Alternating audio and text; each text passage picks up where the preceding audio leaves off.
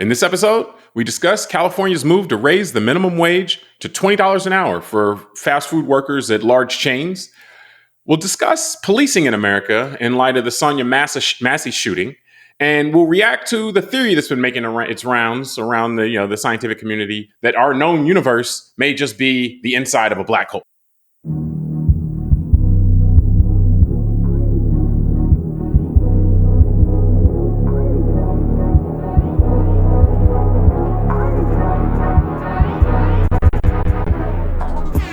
Hello, welcome to the Call Like I See It podcast. I'm James Keys, and riding shotgun with me today is a man who is never talking gibberish when he moves his lips. Tunde Ogunlana. Tunde, you ready to show the people why they shouldn't forget about tea? Yeah, man, you're challenging me here, and I got to speak properly. I'm holding you to a high standard. Yeah, very high standard, apparently. For sure. Let's see how we go on this show. For sure. Now, before we get started, if you enjoyed the show, I ask that you hit subscribe or like on your YouTube or your podcasting app. Doing so really helps the show out.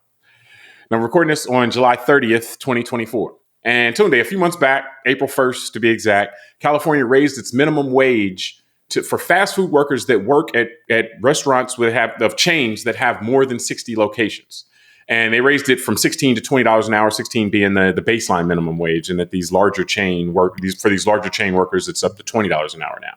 And following this announcement, predictably, there was all this doom and gloom about, this is, going to be the end of the world, and this is going to ruin the economy and destroy life as we know it, and so forth.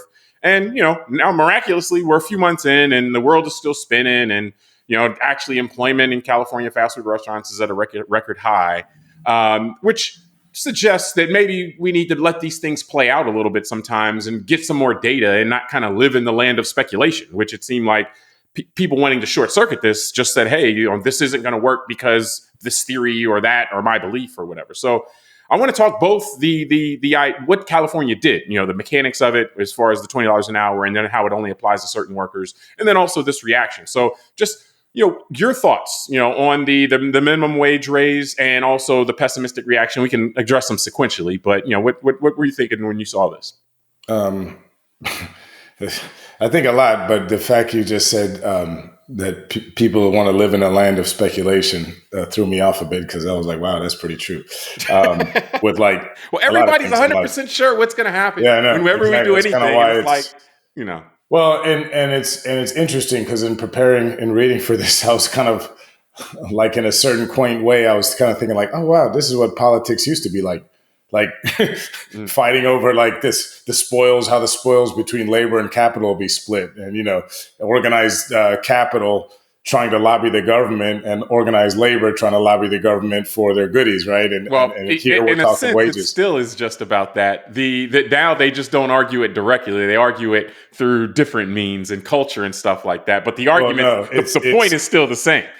No, now we're I'm watching the news, and it's a speculation of, well, did this guy running for president, is he serious that we're not going to have elections after this? Meaning it's really far off stuff we've gotten to talk about at the national level. So this was a nice reminder that actually, there's a role for politicians and government and all this stuff in our lives to help sort out these kind of things. So I think you're right that this goes back to kind of a classic fault line in our political discourse about, things like wages. And in an era where we've just seen rampant inflation, which everyone acknowledges, and no one likes, these are the questions that are fitting, right? Like, should there be a minimum of how much an employee gets paid when they show up 40 hours a week somewhere?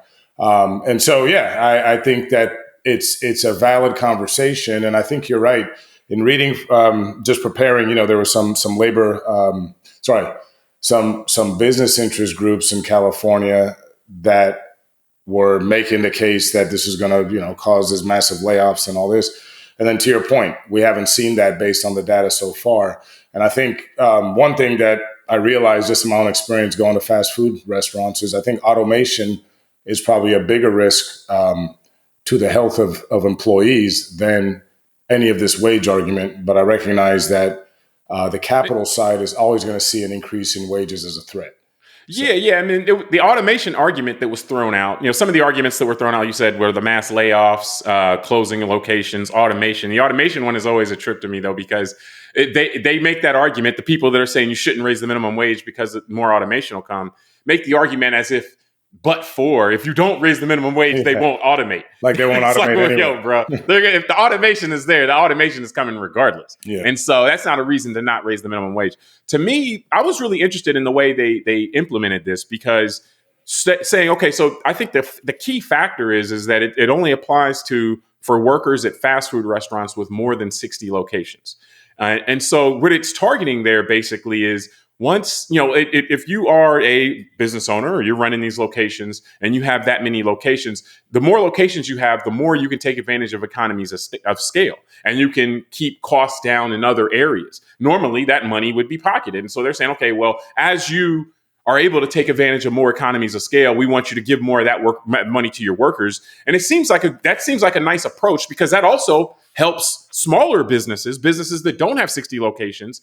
They have a competitive, that helps them competitively compete. So it actually is anti-monopoly as well, from the way it operates, and that it tries to diffuse, some of the success, or create more hurdles for as you grow larger, which is very normal in terms of the natural world. Like in no other area other than with money do things get easier the more you accumulate. We're in the Olympics now.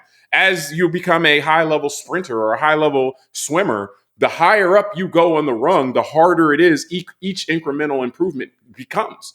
And so money's the only place where that doesn't apply in kind of the natural world, where the more you get, the easier things become.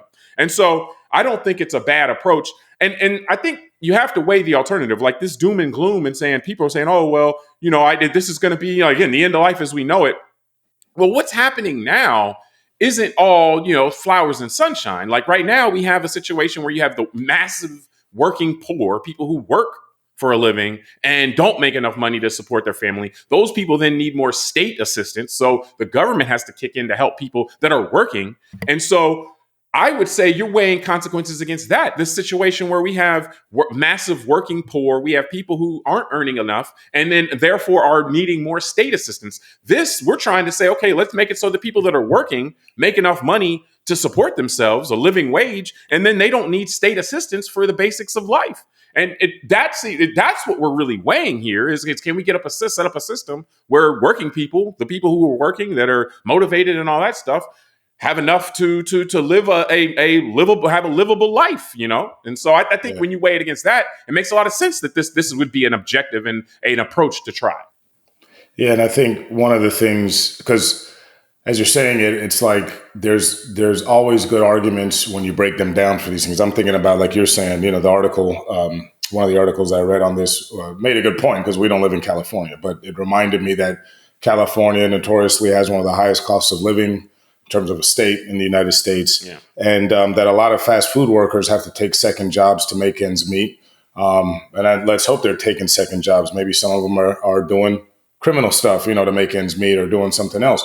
One thing they're probably not doing if they're taking two jobs is they're not at home for their kids as much. Yeah. So, we could have arguments about family values that come along with making sure that people have a sustainable wage. And to your point, if they don't have a sustainable wage, then they're probably going to become a tax on the system. They're going to need public assistance. Maybe their kids need assistance with school lunches. All that'll come out of the tax base of said municipality or state. Here, we're talking California. So the question becomes, who pays for that stuff? Yeah. Well, and exactly, because where I'm going is, let's pick on California specifically here. California is the fifth largest economy in the world. 25% of the nation's agriculture comes out of that state. And what else do they have? Two mega economic engines, one being South California, which is Hollywood and the whole entertainment sphere. The other in Northern California, which is Silicon Valley, where people like Elon Musk and Peter Thiel and Mark Zuckerberg make all their wealth, or have made all their wealth, So the idea is that, you've got this huge economy with this booming capital. Like you said, the money just keeps growing and growing. But yet the people who are doing the menial stuff at the bottom aren't able to make ends meet because of the higher cost of living driven by all of this economic kind of excesses in the state, the cost of real estate and all that going up. So this is another example similar, not similar, but in a little bit of a parallel to the great financial crisis, where we're seeing a privatization of these profits, but the public has to deal with the socialization of the cost of that.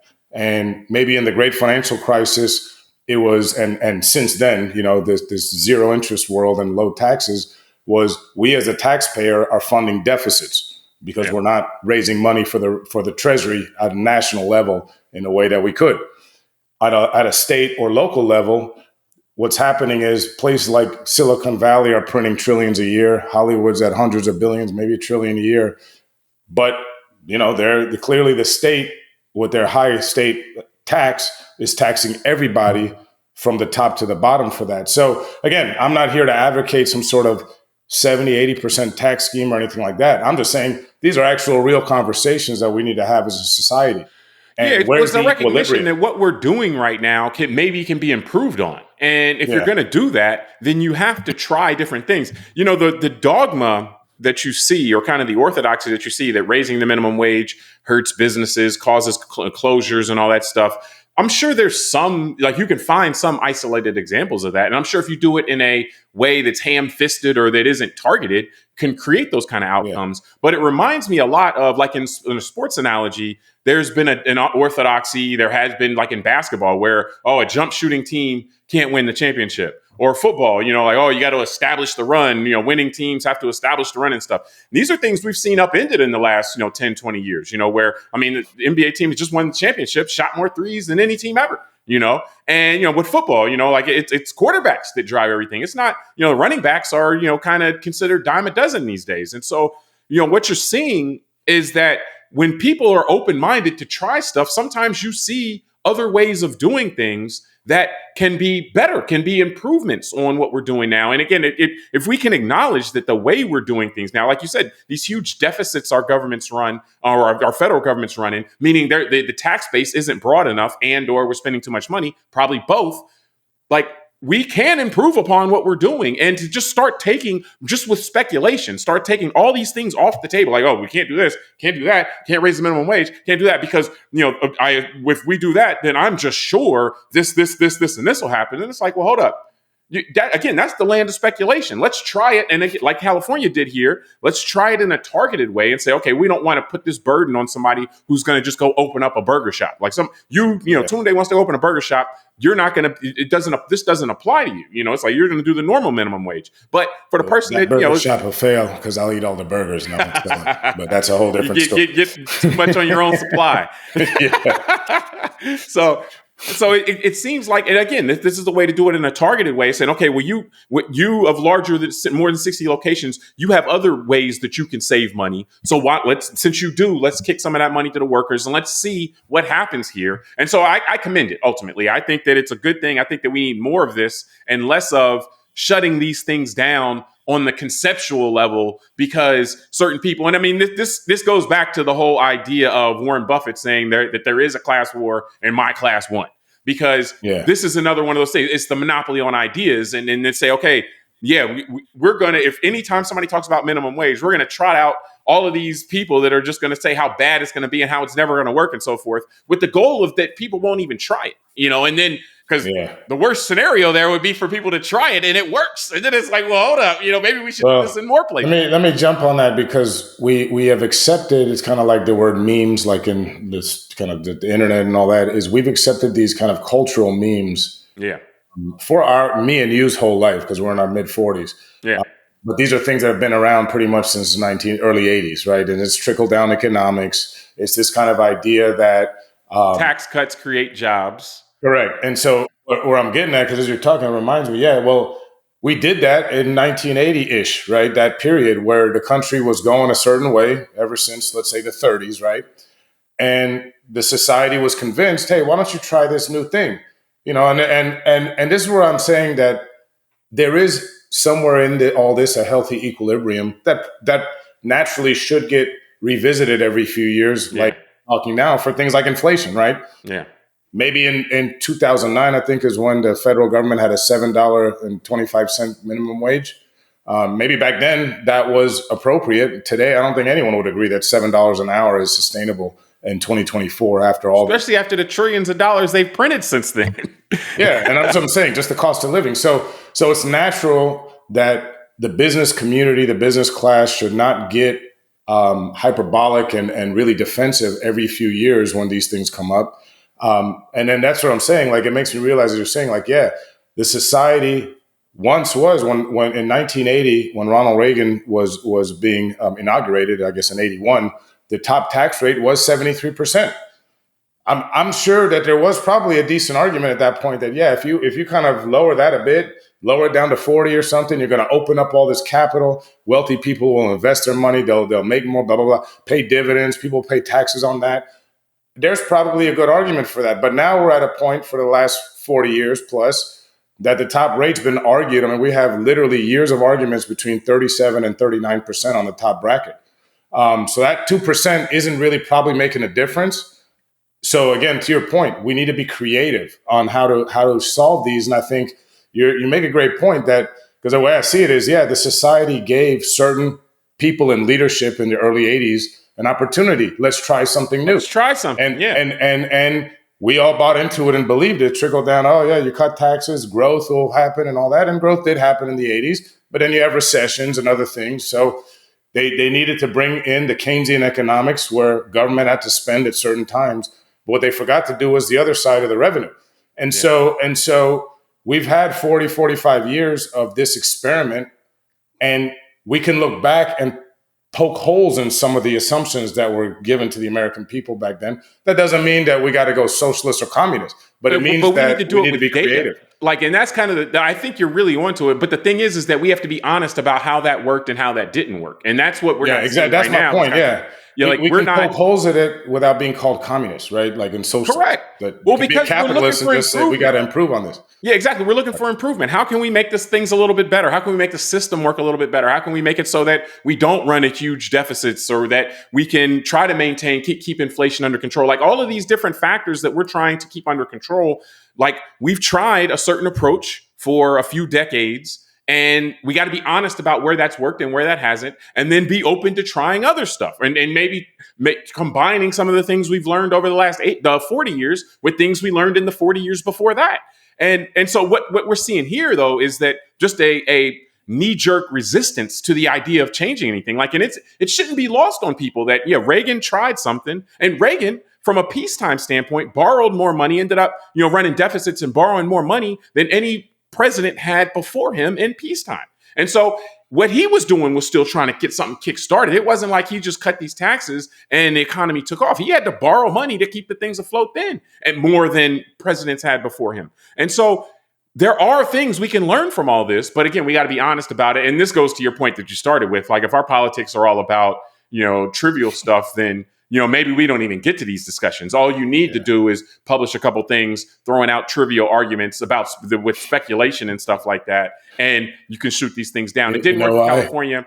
We have but what we have now is kind of a lab for this in California. So hopefully, as this plays out, we can get more data, and we can see if this is the kind of thing, whether it's $20 an hour or just whatever the numbers are, that we can apply in other areas and other places, that if this is something that can help and help people who are working not be in poverty, but actually be able to support themselves, and to spend more time with their kids and have more family life and so forth, then that's something that would be beneficial for society at large. And we can take that lesson and apply it. So again, my mindset is really on this, is just, I was more so reacting to this knee jerk, oh, this is going to be the end of life as we know it type of thing, when it's like, look, I'm sure this is something that we can learn from. Let's see. And if it doesn't work out, then we learn that. But we can't continue to say that what we're doing now, which we can clearly see the deficits that it has, and we're just not going to try to improve it. We're just going to keep doing what we're doing indefinitely, because that's not an approach that is going to bring you, that's not going to miraculously turn things around again. We see the trajectory we're on now. Yeah, but it feels good. Well, it feels safe good. Because you're in something now, and it's like, don't change. And then obviously the capital is like, yeah, we get to keep an outsized portion of the spoils. So yeah, keep it definitely the same. No, it's a lot simpler and feels better for me to pay much less taxes, blame deficits on immigrants, and DEI and all that, and then call you a Marxist communist. So that is where I'm going to stay. Okay, and it gets you the want to people try all going. this stuff? It gets the people going. I'm going to stay there. But you want to try all this stuff? Good luck to you, buddy. Well, I mean, it's whether or not you're looking for an economy that works for everybody, or that only works at the top, and that everybody else, we're just footing the bill, and our kids are footing the bill with these never-ending deficits while wealth is growing exponentially. So, but I think we can wrap this topic from there. We appreciate everybody for joining us on this topic. We have a couple more topics coming today. Hopefully you'll join us for those as well. And we'll talk to you soon.